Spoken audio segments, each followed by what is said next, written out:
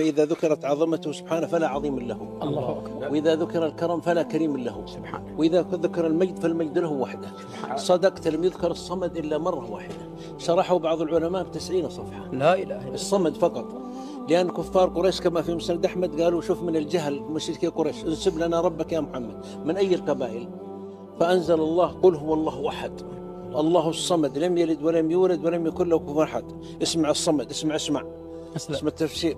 قال شيخ الإسلام من جمع كلام العلماء: الصمد هو الذي تصمد له الكائنات، تقصده الكائنات، واختلاف المخلوقات، بتعدد اللهجات، واختلاف النغمات، وسائر الحاجات، فيعطي الجميع ويمنح الجميع ويهدي الجميع ويهب للجميع ويعافي الجميع ويرزق الجميع ثم يتحداهم جميعا. الله أكبر. ويقول: يا عبادي لو أن أولكم وآخركم وإنسكم وجنكم قاموا في صعيد فسألوني فأعطيت كل واحد مسألته ما نقص ذلك من عندي إلا كما ينقص المخط إذا أدخل البحر. والصمد الذي له الكمال والجمال والجلال لا إله إلا هو سبحانه. والصمد علي الشان عظيم السلطان قوي الأركان إله الإنس والجان، لأنه ديان ورحمن وذو الامتنان والإحسان على ممر الأكوان والأزمان والمكان.